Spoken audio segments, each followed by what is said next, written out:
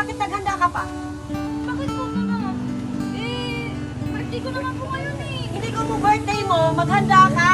Wala nga tayong pangbayad ng kuryente, Ma, tubig. minsan lang naman to, ma.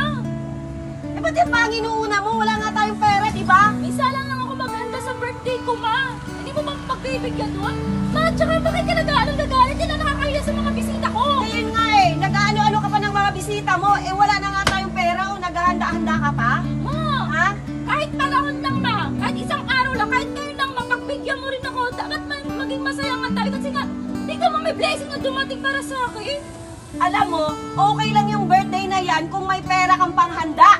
Eh kapag wala, huwag kang magpilit ng maghanda kung wala kang pera. Hoy ate, ang sama naman ang ugali. Ano tayo? Huwag kang ano dito, Hoy! sasabat dito. Bakit hindi kami sasabat? Kami nagdala niyan ah. Kami nag-ano yan. Kami ang nagdala niyan. Galit ka ngayon, ma. Di Hindi naman sa akin pera yun eh. Sa kanilang lahat yan, ma. Wala siyang Dapat binili. kasi ngayon, magtatanong ka muna kung kaninong galing yung mga handa ko. Buti pa nga sila naalala nila yung birthday ko. Eh, samantalang yung nanay ko, hindi nga na maalala yung birthday ko. O yun. Oo, Tapos kahit kasama ang magulang ko ugali. kayo. Ay naku. Pero ngayon, isusumbat mo sa akin yan? Bakit ako naghanda? Eh, pasensya ka na kasi. Ano pasensya? Pinapahiya mo ako. Masama kasi ugali mo. Akala mo naman. Hindi gastos dapat niya yan. ganun, ma. Kaarawan ko ngayon, dapat nga special nga yung ano ko, yung araw ko. Pero anong ginawa mo? Binabastos mo ako. Lagi mo na lang akong binabastos. Sa mga kabisita ko nahihiya. Hindi ka nahihiya? Pasensya ka na na. Pinaghandaan nila yan. Buti pa nga sila eh. Hindi ko naman alam. Naalala yung birthday ko. Pinaghandaan pa nila kahit walang-wala tayong Nga, pera. kasi siguro naman na ano lang ako sana din walang-wala tayo. Kasi, dapat kasi ma-appreciate mo din naman. Dapat magtanong kung kaninong handa yan eh.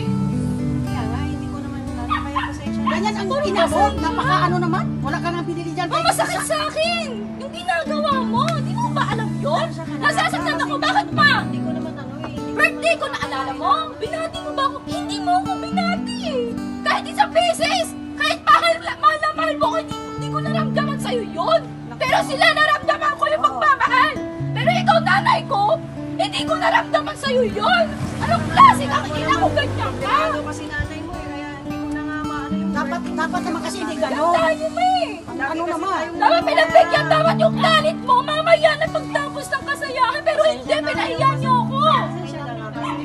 Ewan ko sa'yo, ma! Dapat kasi ate nagtanong ka muna. Hindi yung nagagalit. Sana lang ako magkasayahan dito tapos ganyan ka gagawin mo sa akin. Ipapahiya mo ako? Sa harap-harapan pa nila? Hindi mo naisip magkano lahat yan? Makiisip mo ba ma-approve ko ba yung mga presyo? Eh,